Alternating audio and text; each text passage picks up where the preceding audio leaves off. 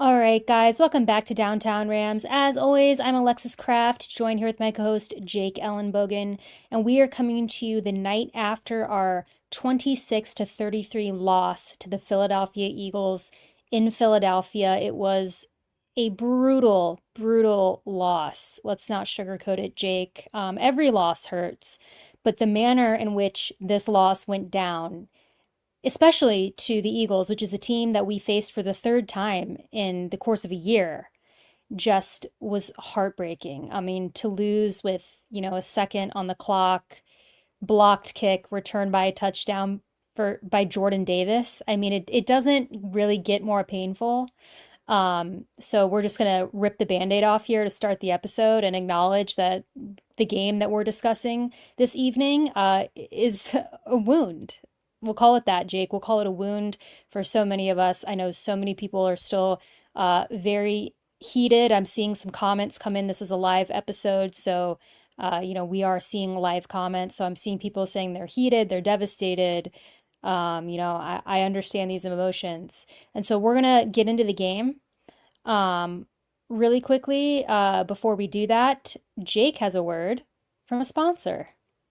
Shout out to Sleeper for sponsoring this show. As always, be sure to check out Sleeper. Link is in the description below. JKB is the code. You're going to get a $100 deposit match up to $100. So if you believe that, let's just say Jordan Whittington next week, he's going to have X amount of yards, whatever, put your money where your mouth is and sign up, JKB, and you'll have a chance to very much double, triple, quadruple your cash. So be sure to check it out. Again, JKB over at Sleeper. And if you're looking for the best spot to play fantasy football, Sleeper also. It's fantasy sports in general. I mean, I have a dynasty basketball league as well as NFL. Be sure to check that out. But yeah, Alexis, back to you. Thanks, Jake. Yeah, I mean, I'm kind of laughing a little bit because, Jake and I prepare obviously for Downtown Rams, right? And we rewatch the game and look at stats and all that fun stuff. And I'm typically not somebody who writes down my notes. I usually am a digital type of girl. But I was awake at 5 a.m. this morning. I don't know if I told you this, Jake, but I started my 5 a.m. workouts again this week. So I We was up love at that. 5 a.m. Love that. And I took physical notes. If everyone wants this, by the way, this notebook that I have is called my ADD Doodle and Ramble notebook. So I just want Wow. everyone to know that this is where I write a lot of notes. So I took notes on this game, physical style. One, two, three, four, five, back on a six.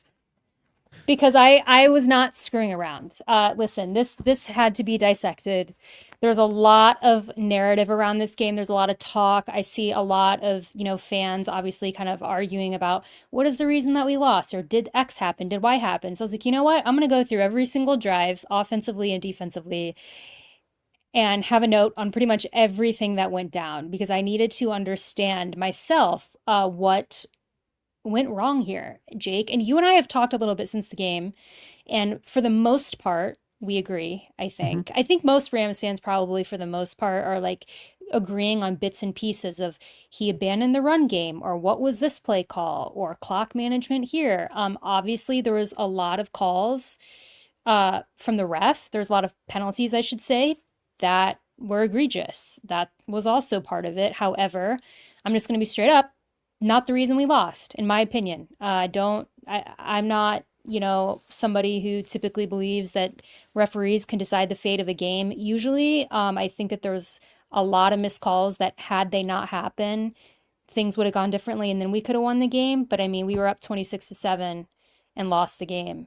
So I'm just gonna get out there and say that when we talk about the refs, I'm very much not on board with that narrative.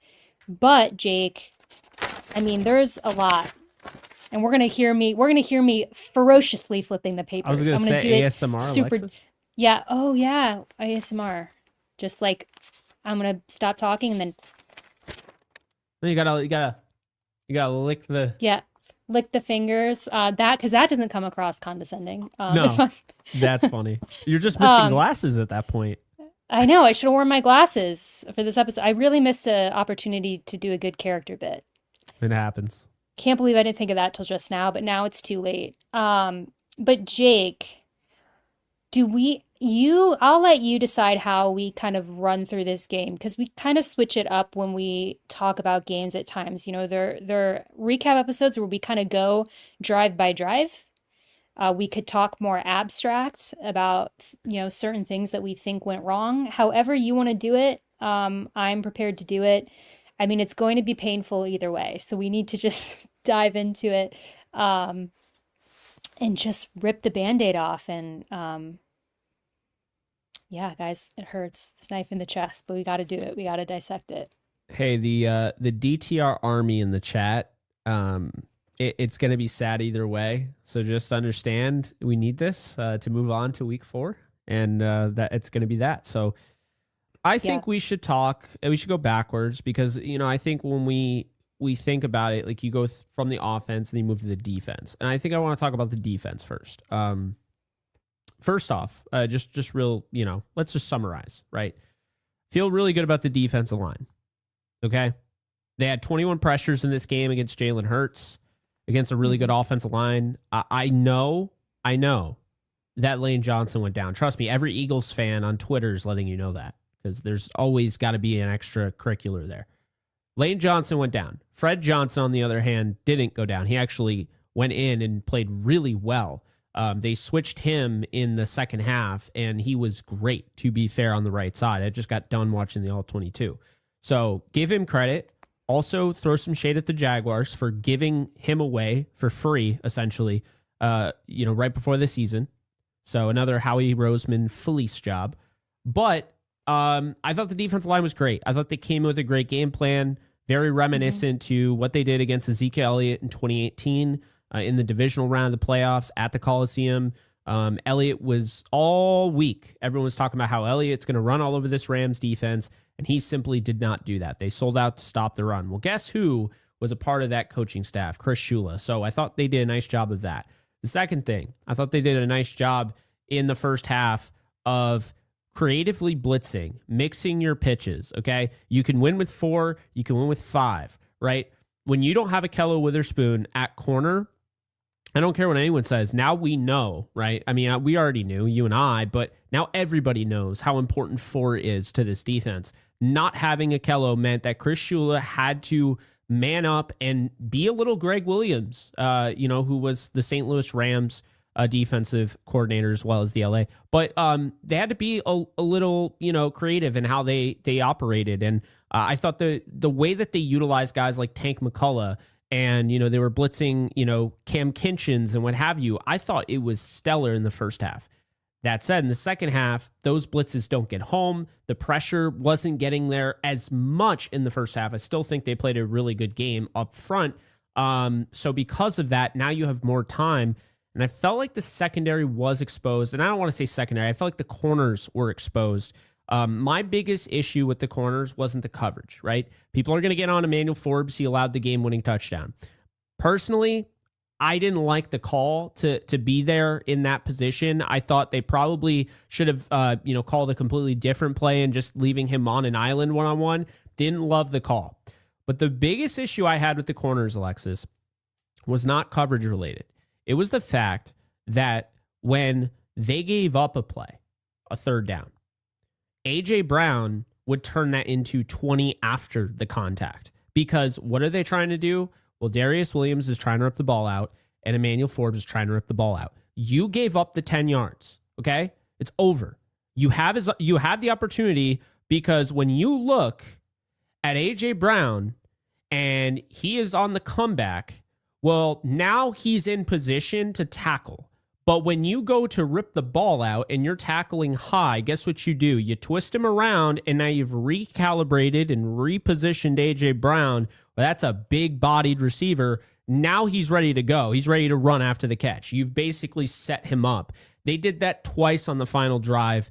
Inexcusable. I believe that was 45 total yards. That's half the football field almost. So didn't like that.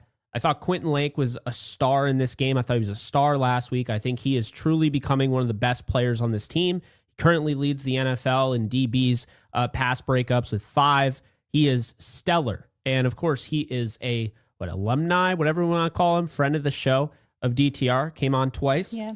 That said, though, before I throw it over to you, because the linebacker play was fine. They called a better play, I think, the Eagles did with Dallas Goedert. It was a seam buster, and the Rams were just in a completely different personnel to not really defend that and kind of froze them. But I thought Nate Landman, the fumble recovery was huge.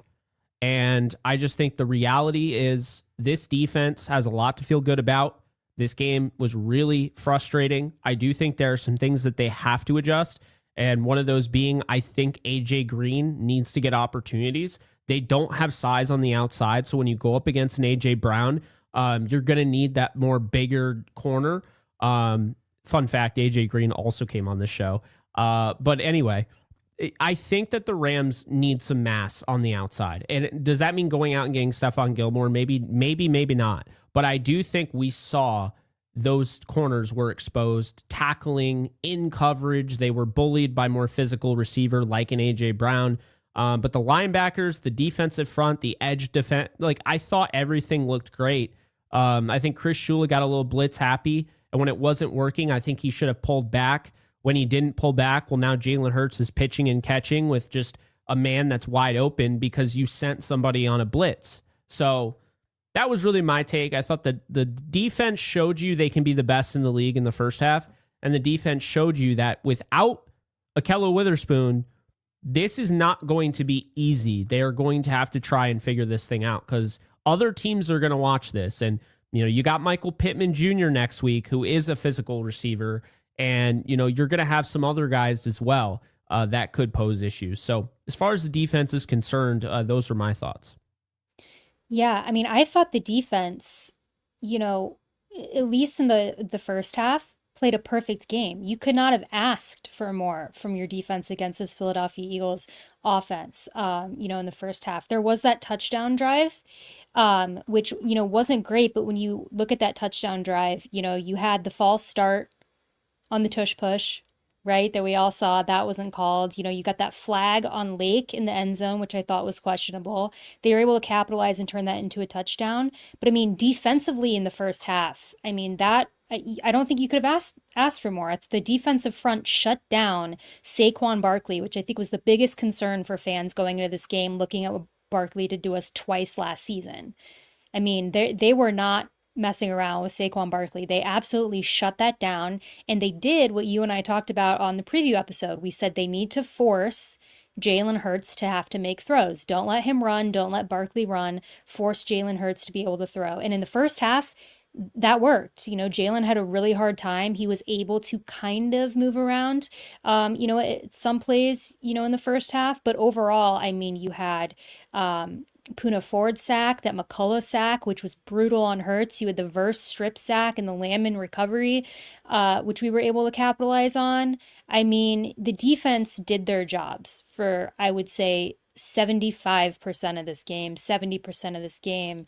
The problem, I think, is that the Eagles were able to adjust and figure out that there was some things in our secondary that they could take advantage of. And that, I think, is a glaring spot for the Rams, and that I think a lot of fans now are realizing is that the secondary, we are hurting at the corner position. We don't have, I think, that shutdown corner one that we might need to go against some of these teams. But Jake, defensively, it sounds maybe a little weird to some because, again, the defense is on the field when Philadelphia scores, right? But the defense wasn't why we lost this game. We can't pin a ton of liability on the defense. We can for certain plays, but overall, I think my frustration, and I think most fans' frustration with this game, falls upon how we executed offensively, and both on the field and the play calling offensively. And then also, we'll get into some calls by the refs that, we didn't appreciate and that I thought were, I'm trying to think of an appropriate word to say, but they were garbage, say that. So, Jake, I don't know if there's anything else we need to tie up, defensively here, but I just want to give kudos to this Rams defense that absolutely stepped up for the majority of this game, and showed that they have the talent to be a top defense, in the NFL, at least the defensive front. And, we were able to give a Philadelphia Eagles offense for the majority of the game. I mean, we dominated them. And we saw that, going into halftime. So is there anything else that you want to touch on defensively before we get into the offense, which I think is where majority of what we're going to discuss lies? Yeah, I mean, the you mentioned the PI. I'm glad you did. I think that's a terrible call. Quentin Lake had 4 pass breakups in this game. He's been called for some BS the last few weeks. So I don't know why he has this kind of, I don't know, a target on his back or whatever. But Quentin Lake, he is playing the star, which is essentially a hybrid of a safety corner linebacker, right? And you have a guy who can cover anybody. My biggest issue with the Rams defensively is that at the end of the game, they opted not to go and put Quentin Lake on A.J. Brown. Had they done that, and had they had him shadow A.J. Brown, I don't know if the Eagles win this football game. I don't know. A.J. Brown did nothing with Quentin Lake on him. No one did anything with Quentin Lake on him, right? So I think it's time for us to start singing the praises of 37. I mean, he is the best guy right now in the secondary, not remotely close. And without Akello Witherspoon, he has to step up in a big way. He has, but I don't feel like they put him in the best position to succeed down the stretch. So I think, that should have been there. Emmanuel Forbes, I also want to talk about him. So Emmanuel Forbes, they ended up deciding to go with him. Darius Williams backed up and, he rotated. I do feel like that was a mistake. Emmanuel Forbes is going to learn. He's going to grow. He's got a lot of talent. I believe in him. I'm not out on him. But I did say all week in this game, I said the lack of, I guess, progression and how raw he is, I don't know if this is the best fit for him. I don't know if this is the game I'd be playing him in. And if you do, maybe play him sparingly, not start him. And so, unfortunately, I think the Rams got away with one in the first half with those guys because of the pass rush getting there, the blitzing. But again, when the pass rush doesn't get there, now the second half, those guys get exposed. And I just think Forbes, he really needs to be better. But at the same time, I think the Rams should have known late in the game, you're relying on a guy who, let's just put it lightly, or put it like this, he's not even starting for this team last year. He plays only week 18, and they didn't use him aside from the game where they sat all their starters. So this is a guy that was cut. Like, he's got a lot of talent, but you don't want to rush. You don't want to expedite all of this to try and get him to play because you feel like he can if he's not ready. And I do think he's ready. But being ready to play in an NFL game and being ready to go up against one of the best receivers in the National Football League are two different things. And yeah, I just wanted to say that. I think last thing I really want to shout out, Jared Verse looked excellent. People said that he was washed after 2 weeks. No idea why he wasn't. The tape shows that. This week, the pressure showed up. Byron Young continued to look good. Poona Ford was absolutely insane, was his best game of, his Rams young career. And then, of course, got to give a shout out to Josiah Stewart, who does not look like a rookie. Looks like probably their pick of the draft. And with Terrence Ferguson not suiting up for this game, obviously we'll see what ends up happening throughout the year. But it looks like he's going to be the pick of this draft class the way he's going, because it is impressive to watch number 10, even though that's an ugly number at edge, to watch number 10 do his thing. He's a special talent because he's smaller, but he's quick. And just because he's small doesn't mean he doesn't get great leverage in the run game. He does a great job. He had 3 pressures on 14 pass rushing reps. I'm very excited, very bullish on his future with the Rams. Yeah, he looked great. And yeah, I mean, I really am proud of the defense. Obviously, the last couple defensive drives, didn't go our way, but I think overall the defense really stepped up and made this game, competitive and did their job really for the majority of the game. But I want to talk about the offense now, Jake. I think this is where a lot of the leaving points on the board against a team like Philadelphia, against the reigning Super Bowl champions who you've lost to twice in the course of a year, is unacceptable. And I think there's a couple different reasons why we did that, but it's, in my opinion, the reason we lost the game. You leave points on the board with at least three of these offensive drives that just can't happen. We've talked about for a long time on this show red zone play calling, and the Rams struggles to score in the red zone. That continued this game. That hurt. And then obviously there's, a drive, Kyron Williams touchdown call back because of that penalty in Coleman Shelton. What are your That thoughts on hurts. that, by the way? Do I think I think it is a penalty, but do I think, I don't know. When I rewatch it, I can see why it was called what I have called it. I don't know. I I think think it's it looks frustrating more in a like a game like penalty in slow this. motion. Well, they showed it in slow motion. Yeah, it looks like a penalty, but I think my thing is, how is that any different than what Kyron did in pass protection when he leveled Jahad Campbell, Yeah, right? And right. furthermore, and I'll toss it back over to you. That ticked me off, because furthermore, if we're taking that away, because that, player safety, whatever, that's really the issue with that play. Even though it wouldn't have mattered, Kyron was scoring whether that guy didn't get blocked or not. But my issue is, if it's a player safety thing, then let's be honest here. Okay? Let's just address the elephant in the room. The tush push is no different than what he did. It's actually way worse.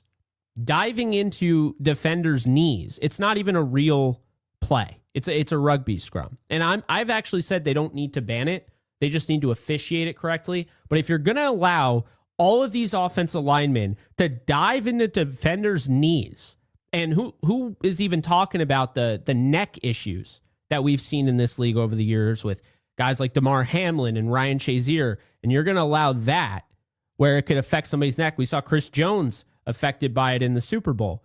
And you're telling me, right, that you're going to allow them to dive headfirst into knees, but Coleman Shelton can't barely lift the guy off his feet when he already had leverage. He can't lift the guy off his feet and drive him to the ground. To me, I thought that was a really bad call. And it cost the Rams a touchdown. They end up settling for a field goal. I'm glad you brought it up, because I didn't even bring it up earlier. I hate that call. I don't think that call needs to be made. If that was at the 20-yard line, earlier in the, early on in the game and down the field, whatever. But we're talking at the goal line. Do you know how many of those things happen? I mean, it's so ridiculous to call that.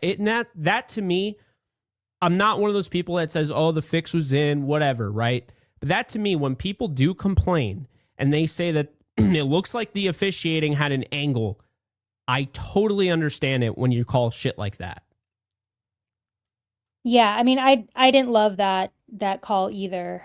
But to the bigger issue and just the scoring in the red zone, I think like so many of these calls, I would never blame a loss on the refs, but I Mm-hmm. think when you're already having these struggles and then you add on top of it, the odds are stacked against you further, right? Because the Rams already have a problem in the red zone. Then you finally, you get that touchdown and then it's called back. Okay, well, you need that. And I mentioned earlier my notes, guys. My very detailed notes that I took in Rage, right? My 6 pages of notes. When you look at all of these drives and you look at kind of like what happened, Jake. I mean, you look at the first offensive drive, right? Kyron, 5 yard run. Screen to Kyron, who gets the first down for 8 yards. Screen again to Kyron. Stafford threw in front of him. Stafford then forces a throw to Adams, intercepted. Okay, that's just a bad drive, right? Stafford's fault, interception, which was a bad interception. Yeah. We don't have to get into it because we've got a lot of bad things we need to cover this episode, but it was bad. Okay, he looked off. Second offensive drive. This was, Kyron Williams 6 yard run, Kyron Williams 5 yard run, Kyron Williams, 11-yard run.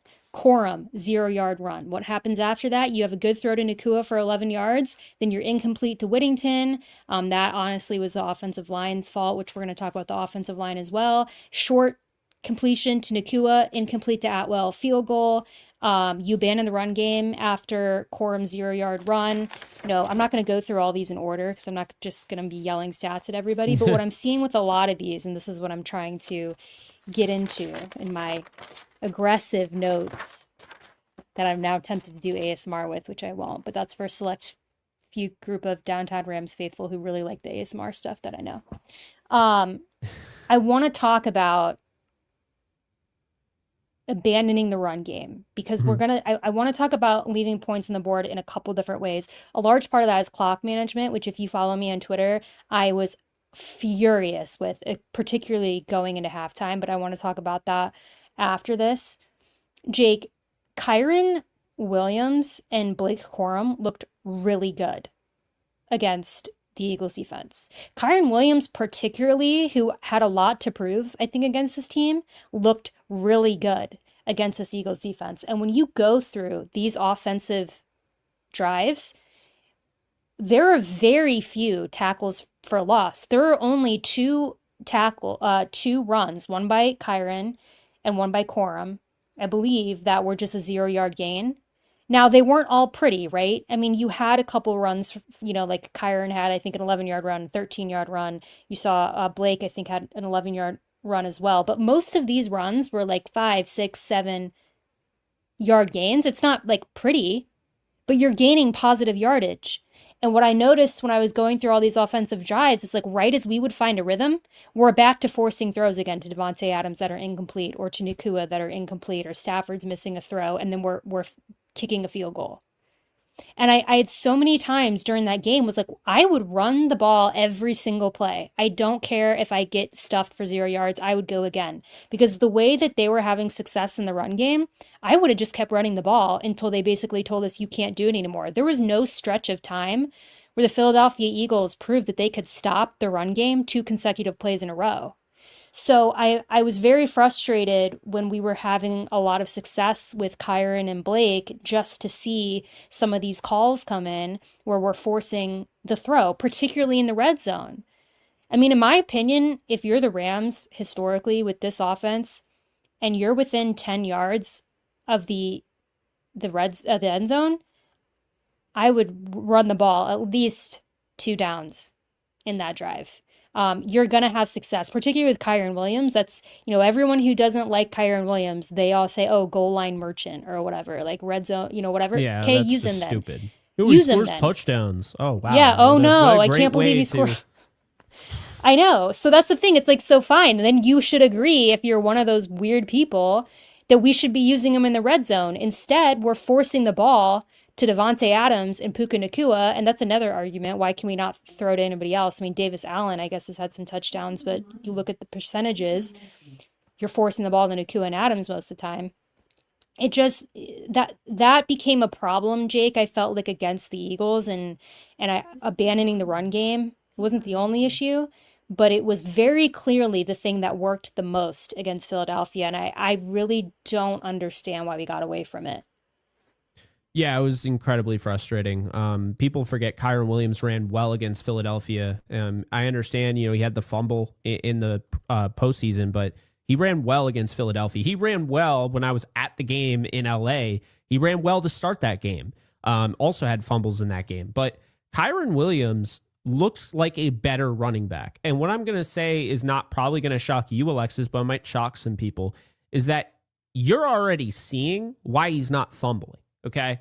And Blake Corum's going to have to learn this because Blake Corum has the ball out like this. You can see Kyron, as soon as there is contact, he goes from this to this. He covers up, and it is evident on film every single time.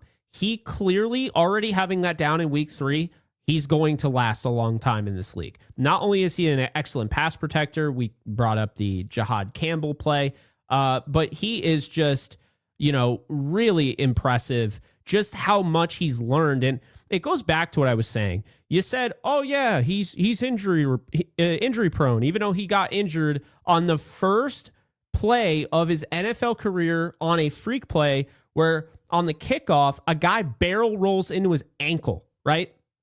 Then they say he's injury prone in 2023 because he gets hurt and the Rams offense goes down the tubes. Well, guess what he did last year? He had the most, and think about this, he had the most touches for a Ram when you include postseason ever outside of Eric Dickerson. That is saying something. This guy is special. He really is. And he's the right guy to be a captain in your locker room. It's why they paid him. So what we're seeing with Kyren is he put weight on to be a little bit more powerful. We saw that. Hey, Alexis, you know how everybody brings up rushing yards over expected to discredit Kyren Williams? He had 14 rushing yards over expected in this game. I don't even remember him having more than like one. And then last week, he got one. So now he's been over the rushing yards over the expected, which I have skepticism with. But be that as it may, he had the 14. That's more than Bijan Robinson had this week, right? He averaged 4.7 yards per carry. He looked way better than Saquon Barkley, and he faced a stacked box 20% of the time. Now, keep this in mind. That's still a lot for Kyren, okay? That's still a lot. He's facing a stacked box 20% of the time in week 3. Guess how much he faced in week 2? You look at Kyren, he ended up facing a stacked box 35% of the time. So why is this happening? Are teams buying into Kyren Williams more as a running back? Or is it something that has to do with something else? And that's what it is. It's the latter. The Rams are running 12 personnel now more than ever. 12 personnel is great to run out of. Kyren is having more of those gap runs. Go to a spot, hit the hole, and then we know your vision is good enough you can make plays. And then they're using Blake Corum as kind of that outside zone guy, right? So outside zone versus the gap. So they're actually complementing each other well. Here's the problem, though. When you run 12 personnel, that's 2 tight ends out there. The defense now is keyed in on the fact that you're likely going to be running the football. So you're going to go up against, deeper fronts. And that is what is happening. So with that said, they 100% need to run it more with Kyren and Blake. I'd like to see a dual backfield, split back formation. I know we'll never get it, but I'm always going to beg for it. If we didn't get it with Todd Gurley and Darrell Henderson, I don't know if we ever will. But be that as it may, I figured I'd throw that out there. But Alexis, the biggest thing about 12 personnel, it's not even about running the football. I was talking to Blaine about this earlier today, and he brought it up, and I think it's spot on. I'm noticing it more than ever. The Rams are so dependent on throwing to Puka Nacua or Devontae Adams. But when you're in 12 personnel as much as you are, teams can key in on that, right? And guess what? You know what makes a really good 12 personnel offense? The usage of the tight ends. If you're going to have 2 tight ends out there and you're not going to throw to them, and Tyler Higbee has 4 catches on the season, they all came last week. Tyler Higbee had 0 catches for 0 yards in this game. 0. Davis Allen's had 2 touchdowns 2 weeks in a row, but Davis Allen is kind of like a dump-off option. They're not trying to run the offense through the tight end. The tight ends coach, hear me out. Let me have you grasp this way. The former tight ends coach for the Washington Redskins, Sean McVay, is not utilizing the tight ends in the passing game. And mind you, he's been around some good ones. So I don't really understand what's going on there with the offense. And I do ultimately believe it's really holding back their operation. They don't feel as potent as they could be.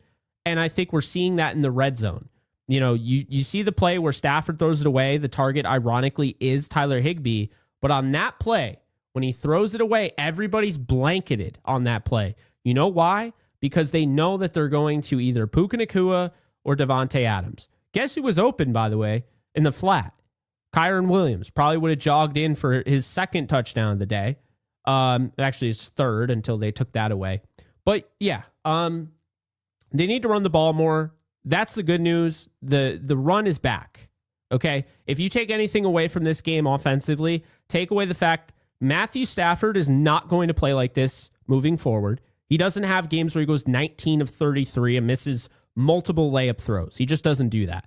Kyron Williams ran for 94 yards on 20 carries. He had 66 yards in back-to-back games. That means the run game is starting to come alive. I think a big reason for that is you have Kyron Williams and Blake Corum. It gives defenses different looks. With those guys getting off the ground this week and this run game starting to find itself, this is only going to make the offense better down the stretch. But the biggest issue that I have right now is how they're not using Tutu Atwell and they're not using Jordan Whittington. And, you know, they use Whittington as a blocker and they use Atwell as a clear out guy. To be fair, Atwell, more of a long developing type of receiver, long developing play. You need to have better pass protection, Alexis. So we'll see, like when Steve Avila comes back and they're still not throwing Atwell, then I'll be concerned about his role moving forward. But the way I see it is at the very least, Jordan Whittington has to be utilized. If you're not going to use the tight ends, Jordan Whittington has to be utilized. It's really that simple. So yeah, I think they're a little too one-dimensional, and I think they have a lot of different weapons, and they're only using two of them right now, most of the time in Puka Nacua and Devontae Adams. I agree. I think, and a lot of those passes to Devontae Adams, in my opinion, have also been very forced. I'm just going to be honest. There's a Yeah. lot of plays where Stafford is trying to force it to Adams, and they're just not good looks, and they're not on target either. So that's frustrating to watch. And again, I think it plays into why do we keep abandoning the run for this? Going through these offensive drives, I would run the ball every single play for a 6 yard, 7 yard gain to win the game. And there are so many of these offensive drives where they just abandon the run. And I think the game would have turned out differently, to be quite honest, if they hadn't done that. But Jake, I want to talk about one particular offensive drive. And this haunts me and makes me so frustrated. And this is the sixth offensive drive of the game, right before halftime. So the Rams get the ball with 1:52 left on the clock with 3 timeouts. 3 timeouts. I think you're muted, Jake. I know where you're going with this. Oh, the clock management here, and it wasn't just me, the broadcasters, everybody online was like, what is happening right now with this? I mean, you very clearly were playing for a field goal. The Rams were very clearly playing for a field goal. They were not trying to get a touchdown, which I think is a mistake. I think that, you're up 16-7 against the Super Bowl champions, again, who you've lost to twice in the course of a year. You should not be leaving points in the field, especially when we've already seen in this game that we struggle to score in the red zone. Obviously take the field goal if you can get it, but that's a lot of time. A minute 52 is a lot of time, and you've all 3 timeouts. I'm pretty sure they got the ball around the 50. I didn't write where they got it. I thought I did, but they get the ball around the 50-yard line, okay? So you start off with a Kyron Williams 12-yard run, because shocker, we just talk about the run game, right? You start off with a 12-yard run by Kyron Williams. Then you get an 8-yard pass to Adams. Then on 2nd and 2, the run is blown up. The offensive line folded. Not a great look. Okay. Clock is still running. You now have 52 seconds left on the clock. You don't call a timeout. 3rd and 2, incomplete to Nacua. Clock is stopped. That was snapped at 18 seconds. 4th and 2, you take a field goal. I want to know why there wasn't a timeout used anywhere there. Oh yeah. I can't believe it. I was watching that and watching the clock run. The offense wasn't rushing. They were taking their time, and they were very clearly playing for a field goal with 1:52 and 3 timeouts. And listen, you get the field goal, cool. Now you're up 19-7 at half, but that's a game that as we've talked about, probably should have been up 31-7 at halftime with the way that the Rams played and without some of those calls, and if they had been able to execute in the red zone a little differently. I could not believe what I was watching. It felt like they were like checked out before half, and they're like, oh my God, we're winning the game. Let's get out of here. I'm like, you've got a minute 52 left on the clock and 3 timeouts. I've rewatched it. I've tried to justify it. I have tried to empathize, and I simply cannot empathize. The only thing that I can think of is that at that 2nd and 2, you get the run blown up. The offensive line just got beat badly. Is then maybe you panic. I It think doesn't matter. I think that's you take the timeout there, regardless. You didn't even take a timeout. yeah, So that it was very, very piss poor clock management. And again, I think it goes down to this bigger argument of not just this play, but of leaving points on the board, whether it's in the red zone, whether it's clock management, however you're doing it. I just think in it with against a team like Philly, you got to at least try, because in this you could have, at least if you try here to go for the touchdown, maybe if you still end up with a field goal anyway, right, with 3 seconds left on the clock or whatever.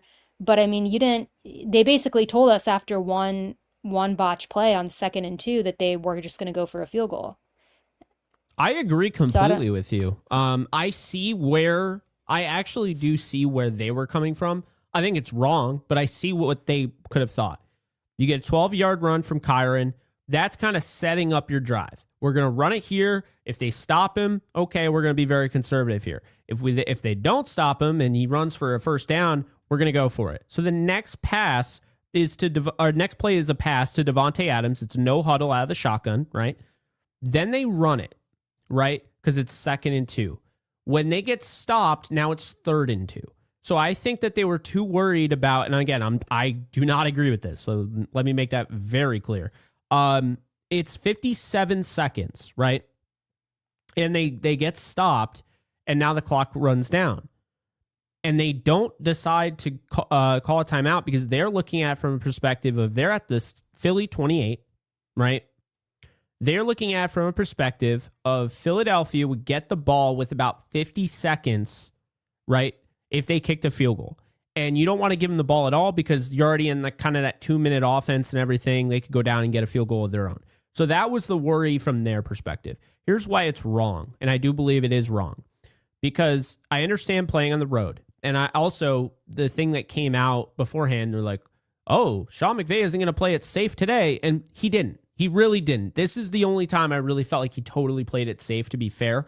But as you brought up, how much different is this game if it's a 23-7 game going in the half than a 19-7 game? And so I do agree with you wholeheartedly. It was a mistake because they're looking at 3rd and 2 now. They're like, okay, we let the clock run down enough, so if we don't get it, they don't have enough time. And guess what? They were right. They don't have enough time. But who gives a rip? I don't care, because there ends up being one play and they kneel it down, right? There was 10 seconds left for Philly. The problem I have is that on 3rd and 2, you have to have the confidence that you are going to make it. Just go for the play. Call the timeout. Go for the play. That is what I honestly, I agree completely with you. Cardi hit a 46-yarder. Now there's 10 seconds. They kneel it. But guess what? Do they kneel it if they miss, the throw and it's 50 seconds? Probably not.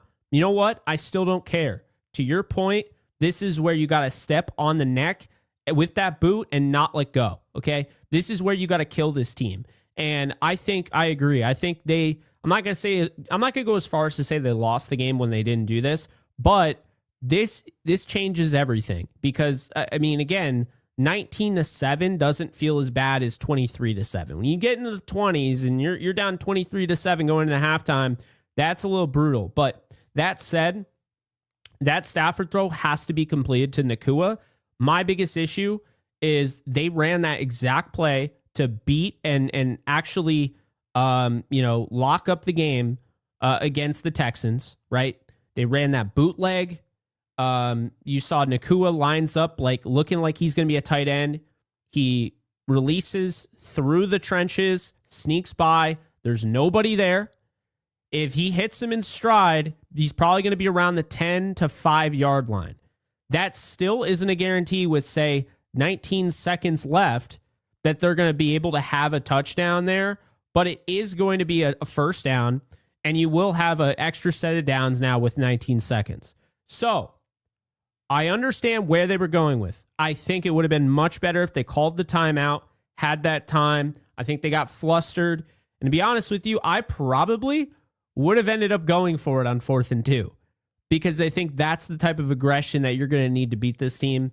And the thing is, you can never look at it like this. We're kicking their ass now, every which way. That'll be there in the next half. I don't think so. And obviously it wasn't. So, yeah, it's one of those things where obviously Stafford missed Nakua on the 3rd down. By the way, that said, excellent play call. It's just poor execution. And I want to distinguish that between the two because I think a lot of the time when people say Sean McVay calls a bad play, I think they're talking about the execution more than Sean McVay. You can call a play that has a low percentage shot of having great execution. But when he calls the play like the one to Nakua that he already called against the Texans and he's wide open and Stafford misses the throw, that's just poor execution. So, Alexis, I'm glad you brought that up. Yeah, that was just that was really frustrating because you have 1 minute and 52 seconds when Kyren takes the carry. Now you're down to 1 minute and 27 seconds. So you could argue even if they didn't call a timeout after that second Kyren run with 57 seconds, why didn't they call it after the first Kyren run when then they threw it to Adams? They went no huddle shotgun to then throw an 8-yard pass. Yeah, I think, the fact that they didn't even use one timeout kind of was like so puzzling to me. And I think just, you're going into the second half where you know that you don't start with the ball, right? You know that Philly gets the ball back to start the second half. And I just couldn't and still can't wrap my head around it. I think it was, listen, no one drive makes or breaks the game, but I really felt like after that, it sent a bigger message about the leaving points on the board and the frustration there, particularly after a first half where you're already struggling in the red zone. And then, you go into the second half, right? And the second half started well for the Rams. Oh, yeah. Because that was the first we talk about, Philly gets the ball back, right? Start the second half. That was the drive with the verse strip sack. So we start off hot and it's like, okay, maybe for a second we can be like, all right. And then Kyren, they used him in the passing game. Oh my God, he scores a touchdown, almost untouched. And then right after that, capitalize first play, screen pass to Kyren Williams for a touchdown. Now you're up 26-7. Which hurts in retrospect because again you're up 26-7 and we know what happened. But then looking at the offense again, and we don't have to keep talking about it, but when I have this listed out, just the abandonment of the run game and some of these play calls I just thought were not good enough in the second half. And it would not have been a big deal if you would have capitalized in the first on those plays that we talked about. So I just think it was really frustrating. And I think, when you look at this loss to the Eagles, it hurts worse, I think, because of the history we have with Philadelphia, because the Rams and the Eagles are both top teams in the NFC, and this now hurts us with seeding, hurts our record. Obviously, we had a chance to go 3-0. We should be 3-0 right now, but it's too many things went wrong, and it was really the Rams' fault. And I think that's what hurts. I know that there's like these things with like the refs and whatever that people are upset about, but really the Rams could not close it out. And it's frustrating, but I think, what? Silver lining. I don't really like doing this whole silver lining when you lose, but in theory, right? It shows that the Rams can compete with the Philadelphia Eagles, and they're good enough to beat them. Pure talent-wise, I mean, we dominated the majority of that game. I think, unfortunately, play calling and some poor execution offensively at the wrong moments did us in. And also, we got to give credit to the Eagles. They're a good team. This has nothing to do with me trying to pretend that the Eagles aren't one of the best teams in the NFC, because they are. So I'm going to give them their credit there. But it is frustrating. Now you're 2-1.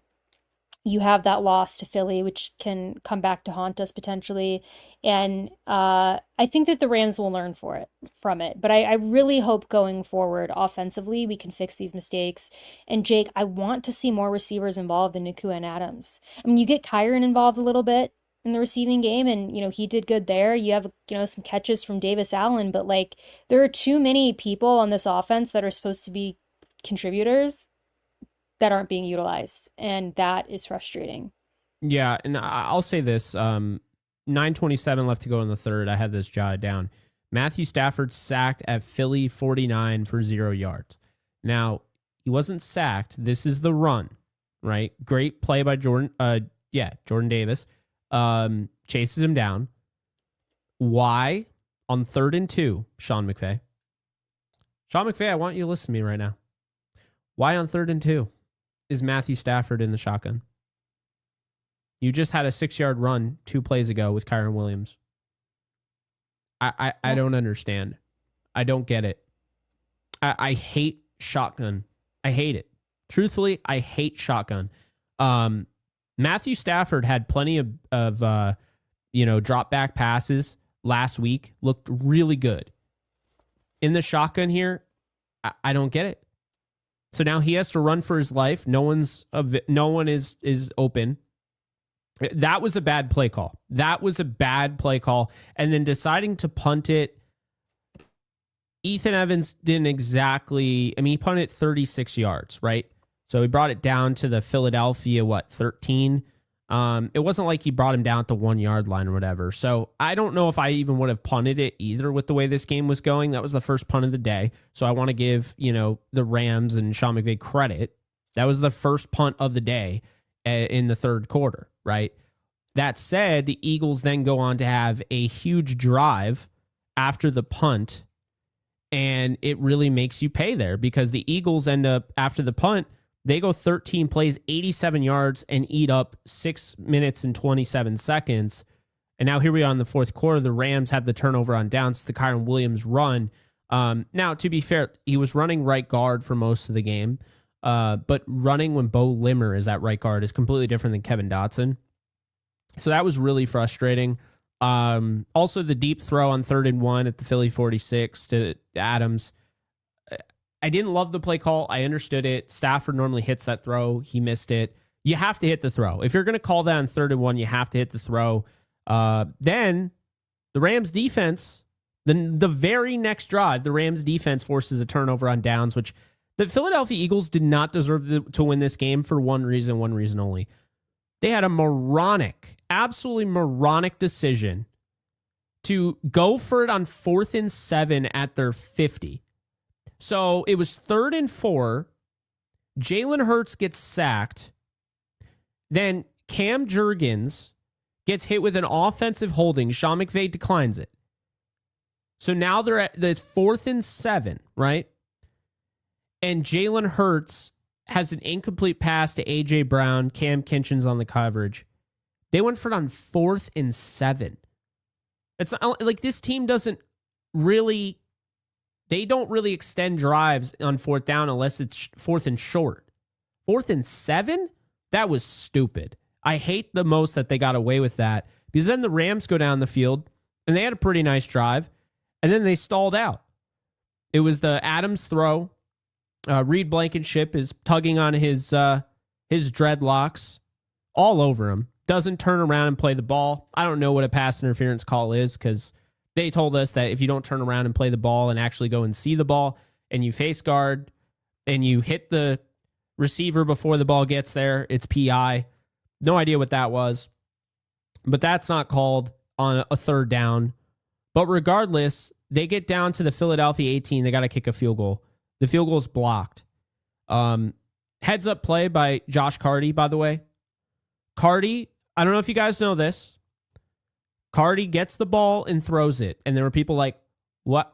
He picked it up and threw it. Isn't that like a forward pass? No, it's not. So it's a different type of play. You can't look at it like it's an offensive play.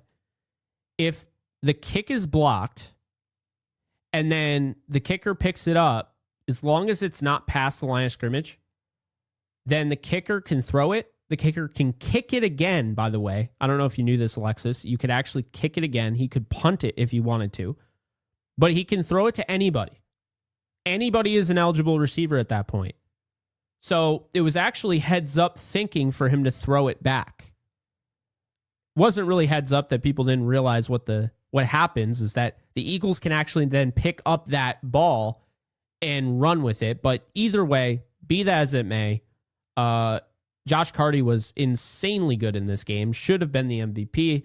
Had they have not blocked his kicks, he would have been the MVP because the knuckleball he had on the kickoff, I don't think people realize how important that was for the Rams defense. The Rams defense started all of those drives like way back into their, Philly's own territory. It's incredibly difficult when you're constantly starting at the 8-yard line, 10-yard line, right? It was the knuckleballing kicks. I really believe that. So I saw people blaming impressive. Josh Carty. I don't know how you could blame him. And also, let's not overanalyze this situation. It's not just Bo Limmer. Havenstein, all those guys, they didn't get it done. They didn't block. The kick was blocked, right? Twice. We're not going to overanalyze and say, well, the trajectory from this angle means I think Josh Carty was about to shank it. You have no idea. You have zero clue. We don't know. We never will know. There's no analytics out there to prove that Josh Carty was going to shank it or make it. We do know he never got an opportunity to. That was the frustrating part. And the last thing before I pass it on to you, Alexis, I am not going to go too crazy about this. There's two things I see on this. The kicking was frustrating because Dan Orlovsky brought it up on his show earlier today. This had been creeping up on the Rams the whole game. Early on in the game, they almost blocked one. There was an overload there, and the Rams just didn't do well at adjusting to it. The other thing I'm going to say is this. Leverage. I think it's like the dumbest penalty ever. It's some like thing that they added. It's the reason why the Broncos lost to the Colts. It's the reason why the Colts, who the Rams will play this weekend, are 3-0. The Colts actually lost the game to the Broncos. They missed a 60-yarder. It wasn't even remotely close. However, on the call, there was leverage. What does that mean? The defensive player took his hand and leaned on the long snapper to try to get up higher and bat the ball down. So did they bat the ball down? No. But they called a 15-yard penalty. Now a 60-yarder becomes a 45-yarder, and the Colts win. How much so? Literally, the score bug showed the Broncos were 2-0, and they lost with the score bug showing 2-0. I went through, and I saw that there were people saying that they did that the entire game. I can say without a doubt they didn't. But on the final kick, there was leverage. They didn't call it because, honestly, I hate the rule, and it should probably never be called. But they didn't call it. And it was just given, and this is really what it comes down to, and this is why I don't want to go over the top, about taking away credit from the Rams because they blew the lead. I think there are ways to look at this. The Rams have to be better for sure at finishing games. They deserve a lot of credit for dominating most of this game against the, division, or not the division, but the NFL champions, essentially. And they deserve a lot of credit for coming back in a game that they threw an interception on their first drive of the game. Most teams would have folded like a lawn chair. And they came back in hostile territory and dominated the game. So there's a lot of good to be had here. But at the same time, it also goes to show you it took all of that and the calls that people are talking about, whatever, everything had to happen for the Eagles to win this game. They would have lost in pretty much any other situation. There are two kicks. The odds of blocking two kicks, very, very, very small odds, slim chance, hardly none, right? There are a lot of things that had to happen for them to win this game. So you give them credit, but you also can say that the Rams shouldn't be slept on now because they lost to the Eagles. It's so meaningless to be like, oh, they're 2-1. The 49ers are 3-0. Yeah, the 49ers just had a hard time finishing off Arizona. I'm not worried about the 49ers, nor should you be. Well, the Seattle Seahawks blew out the Saints. Yeah, impressive win. But it's also the New Orleans Saints who are 0-3. So yeah, the Rams went as a West Coast team to the East Coast, and they did not look like they were overmatched, and they didn't look like they weren't ready. Say what you will about how the game ended, but that's what we got to talk about. And I think that, should the Rams have won 100%? But if anybody is worried about this team, I think that's misplaced. I agree. I think, we talked about a few of these things that I think ended up costing the Rams this win. But one of the bright spots, I think, just is this team and the chemistry that they have and the momentum that they're building. And if they could address some of these issues and execute a little bit better and maybe change up the play calling in some areas, I think this is a very dangerous team. I think anybody who watched that game who might have been sleeping on the Rams isn't anymore. And, there are no moral victories in football, really. I don't believe that. Maybe it's a little old school, but if there was one, I would say that, again, this proves that the Rams are one of the top teams in the NFC. And they are a force to be reckoned with. And I hope that they take this fuel, this rage from this loss and they turn it into productivity, and can go through the rest of the season. It's only week 3 and use this to get better, come back stronger and sharpen up some of these things they need to sharpen up. And it'll be very interesting to see if they do that. And obviously we hope they do. And Jake, I know we have some supers, so we want to get to those. Yeah. But I just think in closing, you know, it was a devastating loss. It was a heartbreaker. It's a loss that should not have happened for all intents and purposes. I didn't think that the Rams played the majority of the game in a way that would have warranted this, and they just could not close it out. And there were too many moments where they came up short, and unfortunately that happens in pro sports, but it doesn't make it hurt any less.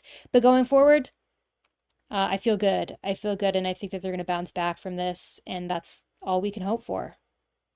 Yeah, and I think they are. There was a thing Blake Corum said that, there was a nice quote, and basically he was saying how they're built for this, and the feeling in the locker room is that they're going to fight through it, because you can either, something like this happens, you can either fold or you can step up to the occasion. This might end up as painful and as frustrating as much as I hate it, might end up being better for the Rams. It might push Sean McVay in a direction to be a little bit more imaginative with the offense. You have way too many weapons. Maybe we start to see guys like Terrence Ferguson and Jarquez Hunter getting action. I don't know. But what I do know is that anybody that is out on this team, you haven't been paying attention. This team only loses to the Eagles. Like, the same breath of the Eagles being 19-1 in their last however many games. Take away the Seahawks game, the starters didn't even play, and they still almost won. This team only loses to the Philadelphia Eagles. It's insane, truthfully. So, yeah, frustrating, absolutely, 100%. But at the same time, there's a lot of good to take away, and this team is legit. They're 100% legit. Anybody that says otherwise, well, doesn't really matter. But yeah, super chat time. So let's do it. Zaylor Swift, love the name as always. Can we please move on to the Colts? Rams fans have been getting cooked all day. Not the end of the world, and the Colts are on fire right now. Yeah, but to be fair, and appreciate the super chat, but to be fair here, Yep, thank you. right? This just happened. Like, you just went to Philadelphia, you kicked their ass for, we'll probably say 3 quarters, and you lost on an improbable play that doesn't normally happen in games, although it happened 3 times on Sunday for whatever reason, but block field goals. Like, you don't normally see that. So that's how you lost. I understand why people are upset at this. And I mean, if you're like me, we've been waiting since January for this game. Like, I had the Rams losing this game in the preseason, like before I made, like before it got to this point, I had the Rams always losing this game. But then when it got to this point and we were talking, I was like, I'm watching this Eagles team against the Chiefs. I'm watching them against the Cowboys, and I'm not as impressed as some other people. And I was saying, you could throw on this secondary. They're going to be able to potentially run the football. This team they can beat, and I had them winning 24-21.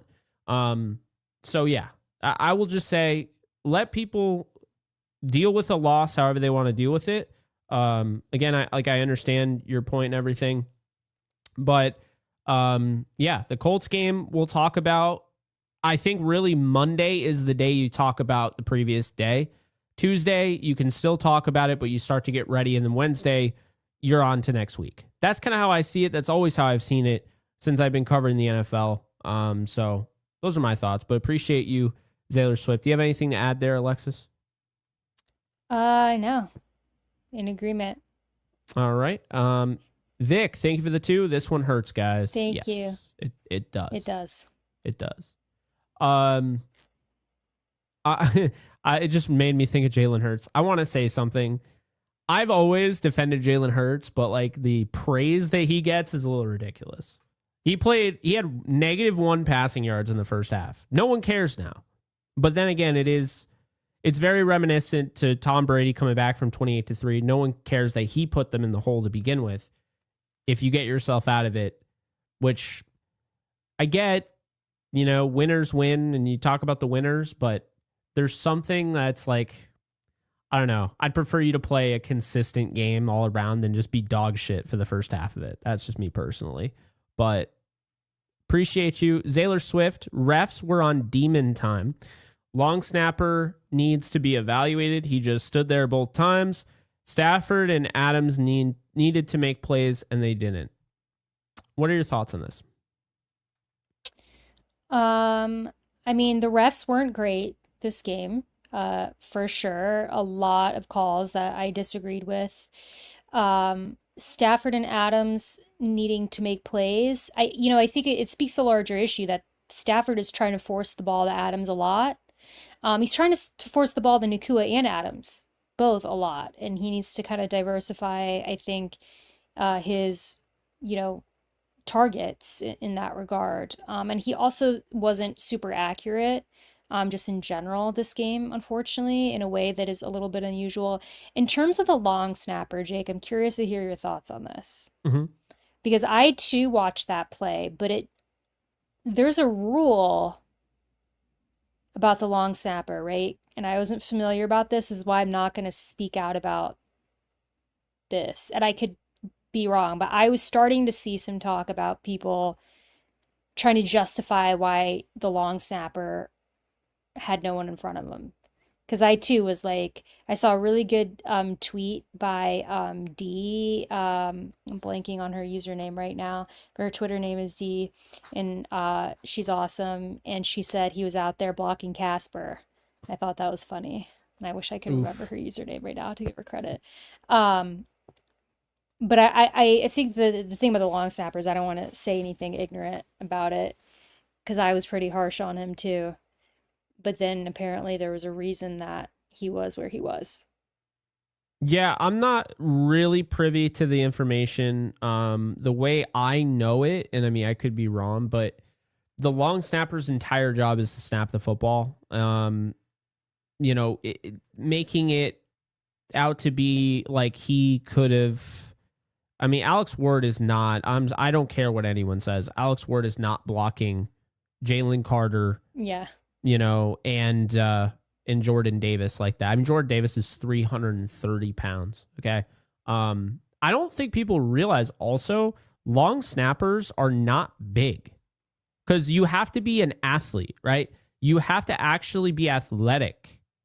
And I believe Alex Ward is like 240 tops. Yeah, he's 6'4", 241. I mean, probably would have been a great offensive lineman back in the 50s or 60s, but that's neither here nor there. Point being is that offensive linemen, they need to be that weight because they're always blocking, right? But when you're the long snapper on the kicking team, okay, but think about it, you're also the long snapper when you're punting. So when you're the long snapper when you're punting, you have to play like the field coverage, right? You have to play coverage, and you still have to move. And so that's why they don't just make the long snapper the center normally. Although maybe they should on the kick. It's an interesting thing. But I don't know. I'm not too worried because he wasn't the reason they lost. The snap was fine. The hold was good. The kick was up and it got blocked because Rob Havenstein was on his ass. Bo Limmer was on his ass. I mean, they got absolutely destroyed. And yeah, it's frustrating for sure. Gardner Johnson, we have the picks and the Jets suck, respectfully. Our offensive line play was not ideal. Steve Avila, come on, man, always hurt. I mean, the offensive line is a concern. It just is. I think that, to pretend that it's not Pass at this protection, point, yeah. Run game, they look good. Yeah, but in pass protection, definitely a concern. And then Stafford not making those throws. I mean, and also, I think they can go hand in hand. I think Stafford reasonably got a little bit rattled at times. We saw the offensive line collapse and the depth. I mean, you got Limmer out there at guard. So I think something's got to change at least there, because that's not working. Yeah, no, I agree with that. Sailor's back at it. Also, automatic Thank replay sus 2. That was a catch. Yeah. Yeah, that was crazy. At least they got it eventually, but that was concerning. Well, it was concerning, and then for people saying again, so that was the thing. When did the catch happen? Were the Rams clearly ahead?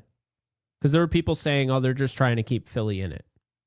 And on that play, because it wasn't even close, and the thing that bothers me is that was called a catch on the field. So replay assist overturned what was obviously a catch and then made Sean McVay and the Rams review it. So they had to use a challenge, which is just insane. I believe that was on the same play. Yes, that was on the drive where Kyron got stuffed, going to the right side. Okay. So there were concerns at this point in the game because it's 26-21. And the Rams are on a 3rd and 8 here. And Stafford's about to get the ball knocked out of his hand. He somehow delivers it to Nacua. Nacua juggles it, but it never hits the ground. And then he catches it, gets the first down. Huge first down, right? The next play, Stafford hits Nacua for 20 yards. This is all about momentum here. Okay? I don't care what anyone says. This is about momentum. He hits him for 20 yards. And then Nacua does this. And everyone gets offended, I guess, because flags come out. It's called taunting for flexing, which is he does this all the time.